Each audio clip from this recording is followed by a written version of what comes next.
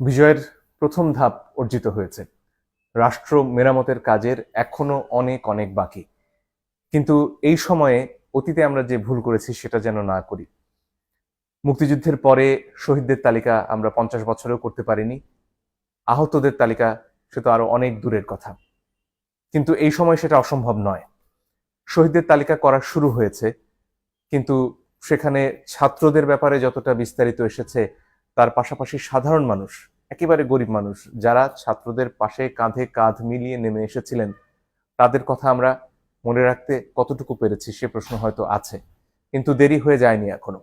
আমাদের খুব দ্রুত প্রয়োজন যারা শহীদ হয়েছেন, এমন অনেক মানুষ আছেন যাদের সাথে হয়তো ছাত্রদের সরাসরি যোগাযোগ নেই, একেবারে আলাদাভাবে স্রেফ ছাত্রদের মৃত্যু দেখে অনুপ্রাণিত হয়ে তারা লড়াই করতে নেমে এসেছেন মাঠে।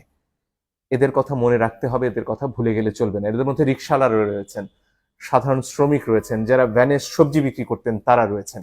এরা বস্তিতে থাকেন, এদের সবার কাছে ইন্টারনেট বলা মোবাইল ফোন, স্মার্টফোন নেই। এদের মধ্যে যারা শহীদ হয়েছেন তাদের তালিকা যত দ্রুত সম্ভব এলাকা ভিত্তিক করা প্রয়োজন। আরো একটা কাজ খুবই প্রয়োজন এই মুহূর্তে, সেটা হচ্ছে যারা আহত হয়েছেন এবং যাদের চিকিৎসা প্রয়োজন। এমন অনেকে রয়েছেন যাদের চিকিৎসা করার মতন সামর্থ্য রয়েছে, তারা হাসপাতালে যেতে পারছেন, এদের মধ্যে ছাত্ররা রয়েছেন। কিন্তু এর বাইরে যারা সাধারণ মানুষ, যারা বস্তিতে থাকেন, তারা হয়তো তার ঘরে আহত হয়ে অসুস্থ অবস্থায় পড়ে রয়েছেন, তার খবর আমরা এখনো জানতে পারছি না। আমি আহ্বান জানাচ্ছি যারা ছাত্ররা এই আন্দোলনের নেতৃত্ব দিয়েছেন, যারা অত্যন্ত চমৎকারভাবে এখনো অনেক জায়গাতে ট্রাফিক সামলাচ্ছেন, ঢাকা আজকে একটা সুশৃঙ্খল শহর, তাদেরকে আহ্বান জানাবো, আপনাদের আরো কাজ রয়ে গেছে। এই আহতদের খুঁজে বের করতে হবে, তাদের পাশে দাঁড়াতে হবে। তবে এই কাজ শুধু আমাদের ছাত্রছাত্রীদের নয়, এই কাজ এলাকার সবার। আপনার এলাকায় বস্তিগুলোতে গিয়ে দেখতে হবে সেখানে কারা আহত রয়েছেন, তাদের কি সাহায্যের প্রয়োজন। সাহায্য আপনারা একা করতে পারবেন না, তার জন্য সবাইকে এগিয়ে আসতে হবে এবং অনেক জায়গা থেকে, দেশ বিদেশ থেকে মানুষরা সাহায্যের জন্য, অর্থ সাহায্য করতে এগিয়ে আসতে চাইছেন। কিন্তু তারা কিভাবে এই টাকা পৌঁছবেন, তার জন্য যেমন একটা কেন্দ্রীয় ব্যবস্থা প্রয়োজন, স্থানীয় ব্যবস্থাও করা যেতে পারে। প্রথম কথা, একটা গুগল ডক করা যেতে পারে যেখানে এই তথ্যগুলো দেয়া হবে যে তিনি কে, কোথায় থাকেন, তার যোগাযোগের ঠিকানা বা মোবাইল ফাইন্যান্সিয়াল সার্ভিস, সেটা বিকাশ হোক, ডাচ বাংলা ব্যাংকের হোক, সেগুলোর নম্বর দেয়া যেতে পারে। সেখানে সরাসরি তিনি সাহায্য পেতে পারেন। এখানে একটা প্রশ্ন আসে যে তাহলে যার নাম 1 নম্বরে আছে তার কাছে হয়তো সব সাহায্য পৌঁছে যাবে। এটার জন্য বেরিয়ে আসার জন্য হয়তো সেখানে ওই গুগল ডকে বলা যেতে পারে যে তিনি এখন পর্যন্ত কত টাকা সাহায্য পেয়েছেন। এই তথ্যটা যদি সেখানে সংযোগ করা যায়, এটা হয়তো খানিকটা এড়ানো যাবে।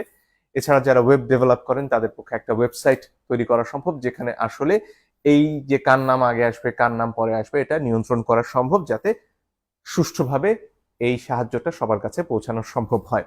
এটা খুবই জরুরি একটা কাজ, কারণ এই মানুষগুলো এই মুহূর্তে আমাদের সাহায্য না পেলে হয়তো তাদেরকে প্রথম যে তালিকা, শহীদদের তালিকায় চলে যেতে হতে পারে। তাই তাদের পাশে এই মুহূর্তে দাঁড়ানো খুব প্রয়োজন, শহীদদের পরিবারের পাশে দাঁড়ানো খুব প্রয়োজন। আরো একটা কাজ সারা দেশ জুড়ে চলছে, সেটা হচ্ছে যেসব হামলা হচ্ছে, বিশেষত সংখ্যালঘুদের উপর যে হামলা হচ্ছে, সেটা আমাদের যে কোনো মূল্যে ঠেকাতে হবে।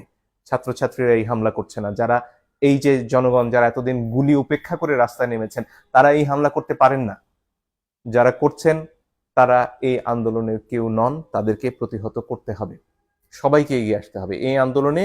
যেমন একজন মুসলমান ছিলেন, তেমনি হিন্দুরাও ছিলেন, তেমনি বৌদ্ধরা ছিলেন, তেমনি সমতলের মানুষ ছিলেন, তেমনি পাহাড়ের মানুষ ছিলেন, আদিবাসীরা ছিলেন।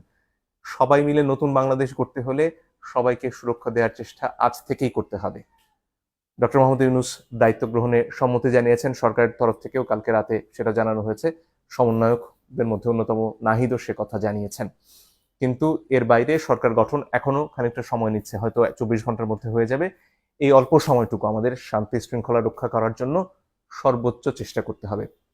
আমাদের বন্ধুরা যারা অনেক ক্ষেত্রে নানান সামাজিক চাপে কেউ চোর হয়েছেন, কেউ ডাকাত হয়েছেন, তারা বাংলা নাগরিক, তারাও আমাদের ভাই।